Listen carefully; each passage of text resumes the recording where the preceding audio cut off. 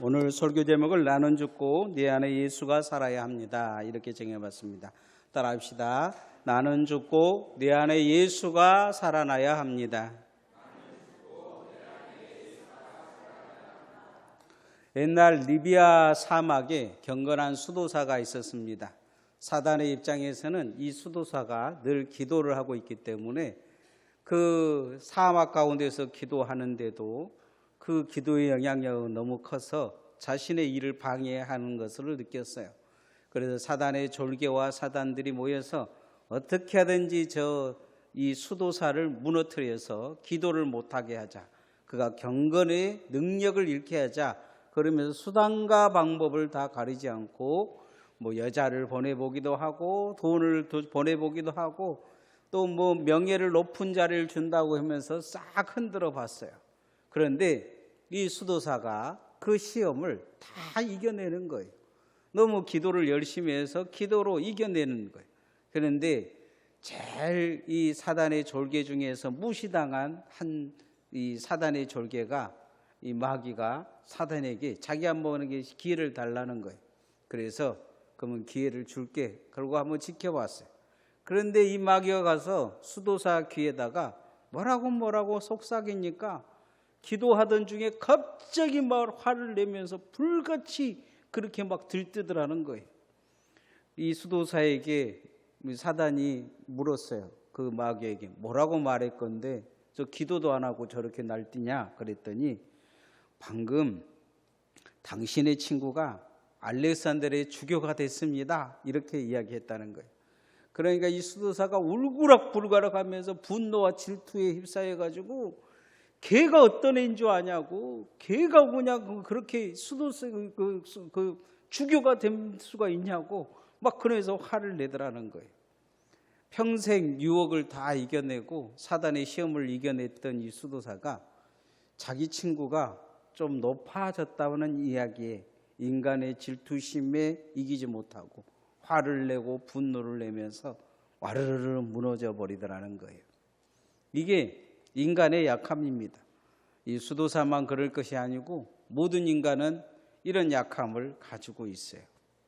이런 수도사도 내적 자아를 죽이기 위해서 수도를 하는 거잖아요. 욕심을 줄이고 남을 시기하고 질투한 마음도 죽이고 욕망도 죽이고 그렇게 애를 쓰려고 하지만 어느 한순간 뭔가를 스위치를 누르면, 그의 최고의 약점을 누르면 와르르 무너져 버리는 것을 볼 수가 있습니다. 여기 우리가 읽은 성경 중에서 어느 순간 사단이 단추를 눌러서 와르르 무너져 버린 사람이 있습니다. 그는 40세 때 잘 나갔습니다. 애굽의 왕자로 모든 사람들 앞에 나면 엎드렸을 거예요. 사람들은 그를 존경했고 그의 어머니는 합습십토라는 그 공주인데 말이 공주지 천투태우처럼 그 애굽을 지배하고 있었어요. 그 어머니가 지배자였던 거죠. 그래서 여자 바로라 그러고 바로의 그 옷을 입고 있었어요. 그러니 자기가 아들이 없어서 주워다 놓은 이 모세를 왕으로 바로로 세우려는 생각이 그 어머니 이 합세수토에게 있었을 거예요. 조금만 기다리면, 조금만 제대로 자리를 잡으면 이는 바로가 될 수 있는 모세였어요.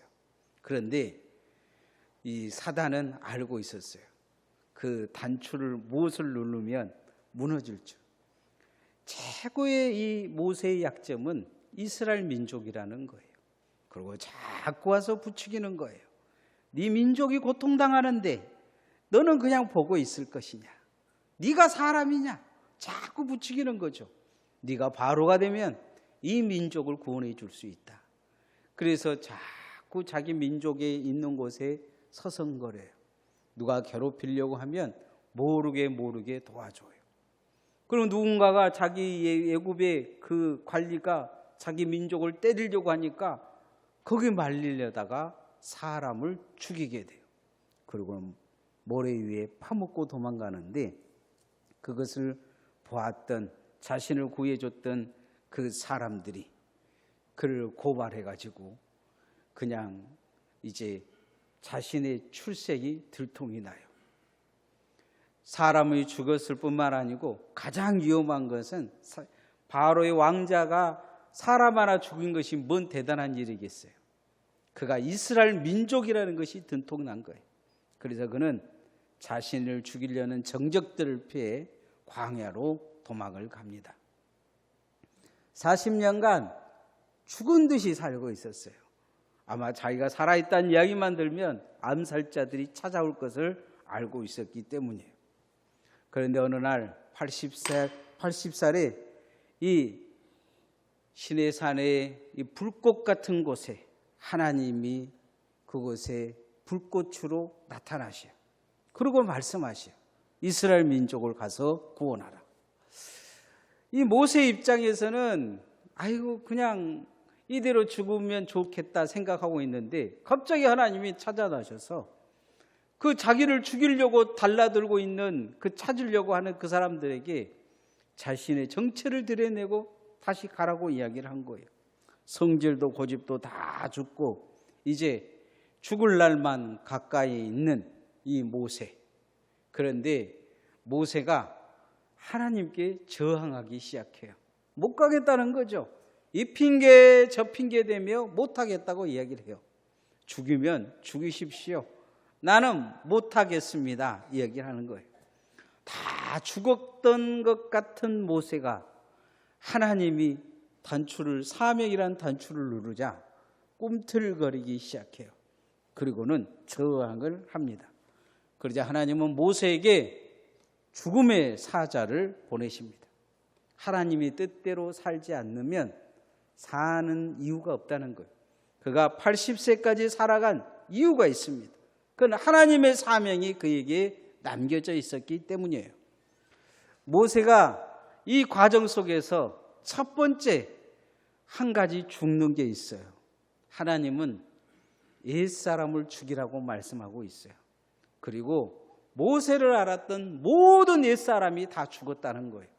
너의 과거는 죽었다 이야기합니다. 너의 과거를 아는 모든 사람이 죽었는데 너는 아직 과거에 잡혀 있느냐 이야기를 합니다. 너도 옛사람이 죽고 새 사람이 되라 이야기를 합니다. 우리도 성경은 예수 믿은 사람들은 과거의 사람은 죽었다고 이야기를 합니다. 나의 과거의 사람은 죽고 새 사람을 입었다 성경은 가르쳐주고 있습니다. 그래서 우리는 옛사람을 죽여야 될 줄 믿습니다. 따라합시다. 옛사람이 죽어야 합니다. 한때 일본의 총리 중에 모리라는 분이 있었어요. 아주 일본 사람들에게 존경받은 사람입니다. 이분이 총리가 됐어요. 총리가 돼서 이제 총리하려고 하는데 어느 모 신문사가 일간지에다가 모리의 20대 이야기를 적어놓은 거예요. 모리가 20대 대학교 다니면서 막 못된 친구들과 어울리면서 율락가를 다녔나 봐요. 율락가에 다니다가 그곳에서 경찰서에서 조서를 받고 그래도 풀려났어요. 모리가 총리가 되고 나서 한 42년 전 이야기예요. 대학교 1학년 때 그 체포돼서 기소 이후로 풀려났던 그것을 신문에다가 적은 거예요. 42년 전 일을 누가 알았겠어요? 모리를 알고 있는 단 몇 사람. 경찰서 사람들은 잊었을 거예요. 누가 가르쳐 줬을까요? 같이 잡혀갔던 친구들. 모리를 싫어하고 모리를 매장하고 모리를 질투하고 시기했던 사람들. 이 사람들이 42년 전 모리를 다시 살린 거예요. 대학교 1학년 때의 모리를 살려서 지금 총리가 된 모리를 죽이려고 한 거죠. 과거의 사람들을 불러들이는 거예요. 여러분의 어렸을 때의 과거의 사람들을 하나둘씩 그 연도에 따라서 여러분의 최악의 상황을 불러들인다면 아마 모든 사람들이 얼굴을 들고 다니지 못할 일들이 있을 수 있어요. 과거의 모든 사람들을 다 불러들인다면. 오늘 하나님은 과거로 그를 다시 모세를 불러들이지는 않는데 모세는 하나님을 만나서 자신을 과거의 40세 때의 바로의 왕자였던 그 시절의 그 모세를 다시 불러들이고 있어요. 다시 소환하고 있는 거죠. 그런데 하나님은 그렇게 이야기하셔요. 그 40세 때 바로의 왕자였던 그 모세는 죽었다 이야기하는 거예요. 죽었다 이야기하는 이유가 뭐냐면 그를 알고 있는 모든 사람이 죽었다는 거예요. 광야에서 죽은 듯 40년간 살아가면서 한 가지 몰랐던 것 중에 한 가지는 뭐냐면 암살당할까 싶어서 숨어 살고 누군가 자기를 죽일까 싶어서 숨어 살았는데 내가 그리고 한쪽으로는 또 그런 꿈을 꿨을 거 아니에요. 내가 힘을 가지고 다시 애굽으로 돌아가면 바로가 될 수도 있겠다는 생각을 가지고 살았는지 몰라요.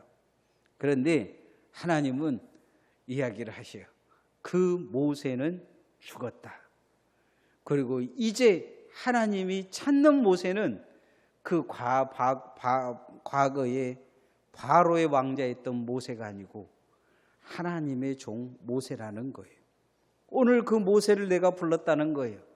하나님 앞에 그 소환된 그 사람들 다 죽고 내가 너를 오늘 불렀다 말씀하시면서 그것을 분명하게 가르쳐 주고 계셔요. 19절 말씀 읽어보십시다. 시작. 여호와께서 미디안에서 모세에게 이르시되 애굽으로 돌아가라. 내 목숨을 노리던 자가 다 죽었느니라. 다 죽었다는 거예요. 이제 넌 모른다는 거예요. 너는 아무 관계도 없고 너가 살아있든지 말든지 상관 않는다. 이렇게 이야기를 해요. 과거의 사람들은 다 죽었는데 너만 과거에 살고 있다. 이야기를 하는 거죠. 과거에 매여 광야의 한 발자국도 벗어나지 모세에게 이제 과거의 사람을 죽이고 하나님의 종으로 다시 태어나라 말씀하고 있는 걸 볼 수 있습니다. 오늘날도 교인들 중에서는 세상에서 내가 뭐 했고 이런 사람들이 있어요. 그건 과거의 사람이에요. 자기만 알지 아무도 몰라요. 어떤 사람들은 신앙생활을 쭉 해온 거에서 날거한 걸 이야기해요. 내가 뭐 했고 내가 이 교회에서 얼마나 오래 있었고 그건 자기만 아는 이야기예요. 다른 사람들은 관심도 안 가져요. 현재의 이 사람이 누구냐는 거예요. 이 사람의 모습이 어쩌냐는 거예요. 오늘의 신앙이 어쩌냐는 거예요. 과거에 내가 믿음이 좋았으니 오늘도 믿음 좋을 거라고 착각하면 안 돼요. 과거의 사람들이 나를 인정했는데 오늘도 나를 인정할 거라고 생각하면 안 돼요. 과거의 사람은 과거의 사람이에요. 과거의 사람으로 오늘을 평가할 때도 있지만 대부분 오늘의 사람을 평가하는 거예요. 그래서 그리스도인들은 반드시 옛사람이 죽어 새 사람이 되려는 생각을 가져야 돼요. 과거에는 옛사람이었지만 과거에 그 새 사람으로 변하는 그 사람이 오늘의 새 사람이란 법은 없잖아요. 고린도후서 5장 17절에 그런즉 누구든지 그리스도 안에 있으면 새로운 피조물이라 이전 것은 지나갔으니 보라 새 것이 되었도다 말씀하십니다. 이전 것은 지나갔으니 따라해 봅시다. 이전 것은 지나갔으니 이전 것은 지나갔다 이야기해요. 바울 사도도 빌립보서 3장에 이전 것은 다 배선물로 여기고 앞에 있는 주님의 푯대를 향해 오늘도 생명 바쳐 충성한다 이야기를 하고 있는 것을 볼 수가 있습니다. 예수님도 이전 것에 붙잡힌 옛사람들, 그래서 먼저 된 자가 나중되고 나중된 자가 먼저 된다는 말이 그거 있어요. 먼저 된 자들은 먼저 된 것에 붙들려 살아요. 내 것이라는 거예요. 내 것. 내가 많이 했다는 거예요. 그래서 오늘은 안 해도 된다 생각해요. 오늘은 인정받을 때가 왔다고 생각할 때가 있어요. 그런데 대부분의 사람은 나중된 자가 먼저 돼요. 사람은 오늘을 보는 거예요. 하나님도 오늘을 나를 보고 있게 있는 거예요. 내가 하나님 앞에 오늘 충성하느냐, 내가 헌신하느냐, 그게 중요한 거죠. 과거의 사람이 아니라 예수님의 사람, 오늘 새로운 사람으로 나를 찾고 계신다는 거예요. 에베소 4장 22절에 24절에 유혹의 욕심을 따라 썩어져가는 구습을 쫓는 옛사람을 벗어버리고 오직 심령으로 새롭게 되어 새 사람을 입으라 말씀하고 있어요. 하나님 앞에 옛사람이 죽고 새 사람으로 사시기를 소원합니다. 옛 습관, 과거의 사람, 그거 잘했든 잘못했든 그건 다 과거의 사람이에요. 오늘의 내가 중요해요. 오늘의 내가. 오늘 내가 예배하느냐, 오늘 내가 기도로 깨어있느냐, 오늘 하나님의 말씀을 붙들고 사느냐가 중요합니다. 그게 바로 성령의 인도함을 받는 성령의 사람들입니다. 여러분이 그렇게 옛사람이 죽고 오늘 주님 안에 새 사람으로 그렇게 드러날 수 있기를 소원합니다. 옛사람이 죽으려면 정과 욕심이 죽어야 돼요. 따라합시다. 정과 욕심이 죽어야 합니다. 우리나라 민족의 지도자인 김구 선생님은 늘 과거 시험에 떨어졌다고 해요. 시험에 자꾸 떨어지니까 아버지가 이제 그런 거예요. 관상쟁이나 되라. 그래서 아버지 말대로 관상을 배웠어요. 어느 날 관상을 다 배우고 이제 끝날 쯤 됐을 때 자기 관상이 궁금하더라는 거예요. 그래서 자기 관상을 이렇게 보니까 가난뱅이요, 살인자의 관상이요, 일찍 비매 행사할 관상이요, 떠돌이로 살 관상이더라는 거예요.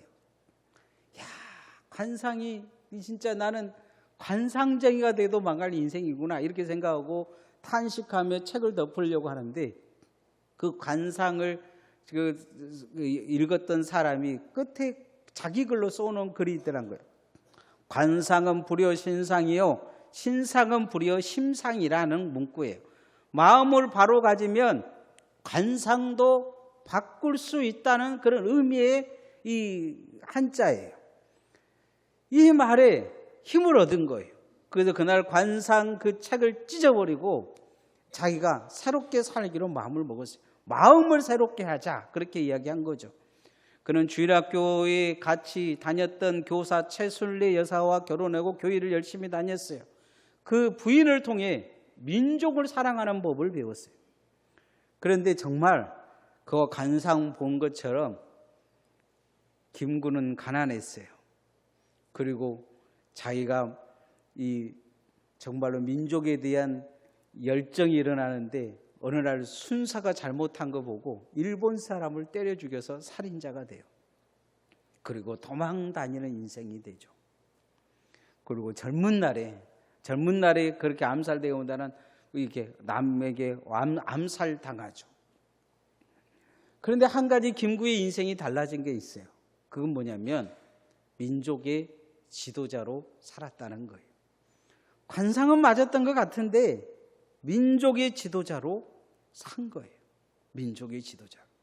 아니면 그는 평생 강상쟁이로 살았을까요? 그러나 한 민족의 지도자로 그가 살았다는 거죠. 민족의 지도자의 심성을 가진 것입니다. 오늘 본문에 등장하는 모세 역시 살인자였습니다. 하나님은 그에게 마음에 심어주고자 하는 것이 있었어요. 그것은 사명이었어요. 하나님의 일이었어요. 하나님 앞에 그렇게 그는 그런 생각을 가질 수 있을지 몰라요. 내가 40살 때 내 그 의붓 어머니가 바로였을 때 하나님의 나를 조금만 도와줬으면 내가 바로가 돼서 이스라엘 민족 새끼손가락 하나로 까딱하면 그냥 해방시켜줬을 텐데 그때는 안 도와주더니 이제 다 늙어서 죽을 때가 되니까 나를 불러 쓰시려고 합니까? 할 수 있어요. 그런데 그런 마음을 가지고 있자 하나님이 그에게 죽음의 사자를 보내셔요. 4장 24절 말씀 읽읍시다. 시작. 모세가 길을 가다가 숙소에 있을 때 여호와께서 그를 만나서 그를 죽이려 하신지라. 그를 죽이려 하신지라 이야기를 하는 거죠. 모세는 간단하게 하면 되고 안 하면 안 되고 이렇게 생각할지 몰라요. 그를 하나님이 죽이려 하신 거예요. 오늘날 하나님 앞에 정과 욕심을 버리지 못해서 신앙을 버린 사람들이 많아요. 세상에 잠깐의 그 욕심, 그것 때문에 신앙이 망가진 사람이 많아요. 교회를 안 다닌 사람들이 많아요. 다들 하는 말이 그거예요. 물어보면 시험 들었다고 이야기해요. 시험 들었다. 무엇에 시험을 들었느냐? 자기 욕심에 시험 든 거죠. 하나님은 시험하시는 하나님이 아니다. 야고보서에 말씀하고 있어요. 그런데 자기가 시험 든 것은 정과 욕심 때문에, 탐욕 때문에 시험 든 거라고 말씀하고 계셔요. 정말 믿음이 죽은 것은 최고의 사망이에요.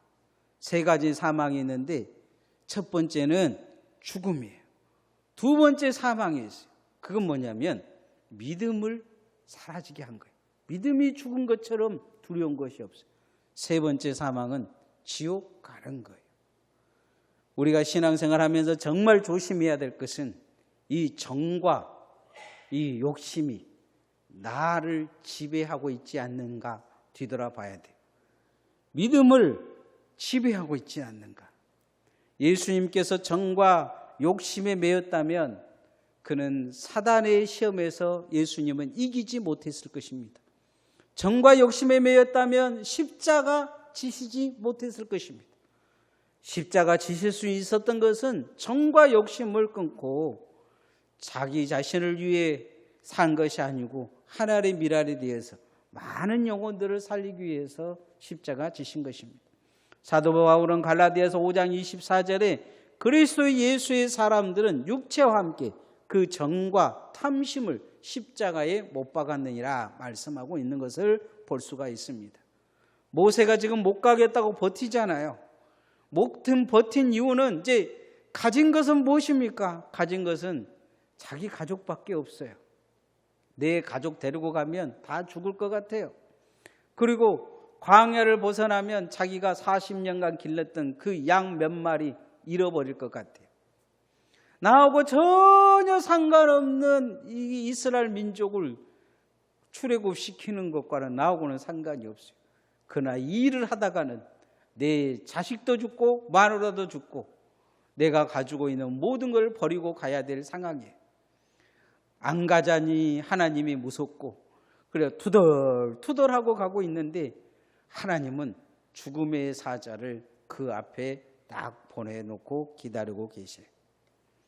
필요 없다는 거예요. 너 아니라도 할 거라는 거예요. 모세는 나 아니면 어떻게 할까 생각할지 모르지만 너 아니라도 할 거라는 거예요. 오늘 세상과 정과 욕심을 우리도 십자가에 못 박아야 될 줄 믿습니다. 세상은 나 아니어도 됩니다. 하나님은 능히 하실 수 있어요. 하나님은 돌들로도 일하실 수 있고 하나님은 세상 오늘 교회 앞에 지나가는 한 사람, 그 사람 바꿔서 더 우리보다 잘 일하게 하실 수 있는 분이에요. 그게 나의 하나님이세요. 우리가 믿는 하나님이에요. 그래서 우리는 나를 불러주신 것을 감사하고 늘 주님 앞에 오면 내 정과 욕심을 십자가에 못 박고 내 믿음이 믿음 되어지기 위해 내 헌신이 헌신 되어지기 위해 주님 앞에 깨어 주님을 끝까지 따르며 그 십자가 지고 따라가는 주님의 종들 되어지시기를 소원합니다. 모세가 살아나는 방법은 딱 한 가지밖에 없어요. 사명으로 무장하는 것입니다. 저번 주에도 제가 십자가 있냐고 물어봤잖아요. 죽음 앞에 믿음도 같이 죽어버릴 수 있어요.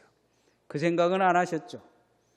여러분, 지금까지 믿음이 쭉 잘 살다 왔는데 마지막 최고의 벌은 뭐냐?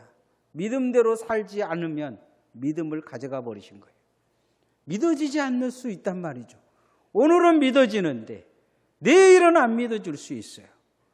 십자가가 없으면 믿음은 언제든지 흔들리는 거예요. 그래서 사명받은 그 십자가의 새 사람, 그게 필요해요. 하나님은 오늘 모세에게 그걸 요구하고 있어요. 모세가 지금 살 방법은 사명으로 다시 태어난 거예요. 따라합시다. 사명받은 새 사람으로 다시 태어납시다. 반지의 제왕이라는 영화가 있어요.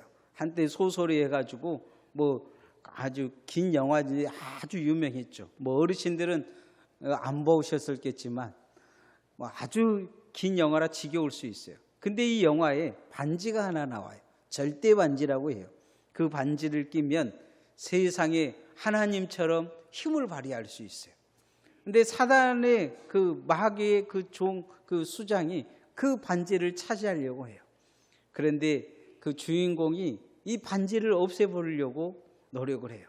뭐 여러 시대, 뭐 과거의 시대, 현재 시대, 미래의 시대, 뭐 시대가 있다 그런 그런 공상 그 소설인데 이 반지를 없애려고. 이 절대 반지가 문제인 거예요. 절대 반지. 모세는 한때 이 절대 반지를 꿈꿨던 애굽의 왕자예요. 바로가 되면 뭐든지 할 수 있었어요. 근데 살인을 저지르면서 꿈이 와르르 무너져 버리죠. 이 절대 반지, 그것이 없이 이제 하나님 앞에 그때 주지 그럴 상황인데 하나님이 그를 죽이려고 해요. 보니까 모세의 눈에도 보이고 누구의 눈에 보이냐? 부인 십보라의 눈에 보여요.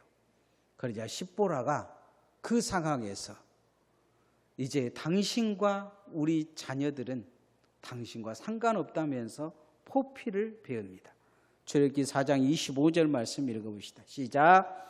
십보라가 돌칼을 가져다가 그의 아들의 포피를 베어 그의 밭에 갖다 대며 이르되 당신은 참으로 내게 피남편이로다 하니. 참 어려운 말이에요. 그 시대의 말이기 때문에 무엇을 의미하는지는 잘 모르겠지만 한 가지 이야기 뚜렷이 볼 수 있는 게 그거예요. 이제 하나님을 위해 살다 죽으라. 당신은 우리와 상관이 없다. 우리는 하나님의 백성으로 하나님의 뜻으로 우리는 사는 사람이 되겠다고 결단한 거죠. 십보라가 당신은 이제 내 남편이 아니다. 정말 주님의 종이다. 그리고 이스라엘 민족을 구원할 한 민족의 지도자다. 이렇게 선언하고 있는 거예요. 다시 태어나라는 거예요. 여기서 우리 자식 살고 싶으면, 당신 마누라 살리고 싶으면, 당신이 살고 싶으면 하나님의 뜻대로 살아라는 거예요. 모세는 과거의 이 왕자 그 모든 것을 버리고 40년간 목자의 삶도 버리고 이제 하나님의 종으로 태어납니다. 오늘 우리도 세상의 정과 욕심을 베어내지 아니하면 하나님의 종이 될 수 없습니다. 십자가 지고 가기 위해서는 반드시 베어내야 합니다. 그렇지 않으면 어느 순간 믿음이 사라질 수 있어요. 젊은 날은 그렇게 열심히 하더니 점점 주일 한 주, 두 주 빼먹고 그렇게 새벽 예배 열심히 나와서 하나님께 부르짖더니 점점 새벽도 잃어가고 수요 예배도 잃어가고 주일날 친구가 놀러 가자 그러면 그 이야기가 더 솔깃하고 주님 앞에 와서 헌금한 것이 너무 아깝고 교회에 있는 사람들, 충성하는 사람들이 세상에서 제일 불쌍하게 여겨지고 차근차근 목사가 하는 말은 다 거짓말이요 사기친 것처럼 보이고 그러면서 믿음이 다운돼서 이제 교회에 와야 될 이유를 잃어버릴 사람으로 바뀔 수 있어요. 다들 베드로처럼 그러죠. 나는 절대 부인하지 않겠습니다. 가룟 유다처럼 나는 절대 주님을 팔지 않습니다. 믿음은 여러분의 것이 아니에요. 믿음은 하나님이 부어주신 거예요. 그 믿음을 걷어 가질 수 있는 분도 하나님이에요. 내게 소명이 있느냐, 내가 십자가를 지고 따라가느냐 되게 중요해요. 십자가 없이는 따라올 수 없다고 말씀하고 계시요. 소명 없이는 주님 만날 수 없다는 이야기예요. 그래서 세상의 정과 욕심을 베어내고 소명의 사람으로, 새 사람으로 태어나시기를 소원합니다. 오늘 여러분에게 주신 직분이, 여러분에게 주신 자리가 하나님이 여러분을 부른 소명의 자리입니다. 다시 새 사람이 되어서 뒤로 밀리는 신앙이 아닌 믿음의 은혜를 받아서 믿음이 굳건해지는 주님의 종들 되어지기를 소원합니다. 나는 죽고 내 안에 예수가 살아나야 합니다. 나는 죽고 내 안에 예수가 살아나기 위해 옛자인 내가 죽어야 합니다. 과거의 사람을 죽이고 내가 어떻게 살아왔던지 오늘의 과거는 죽이고 오늘 주님 앞에 똑바로 서야 합니다. 깨어나야 합니다. 기도의 사람으로, 예배의 사람으로, 말씀의 사람으로 내가 하나님 앞에 정말로 정직하게 서 있는지 뒤돌아봐야 합니다.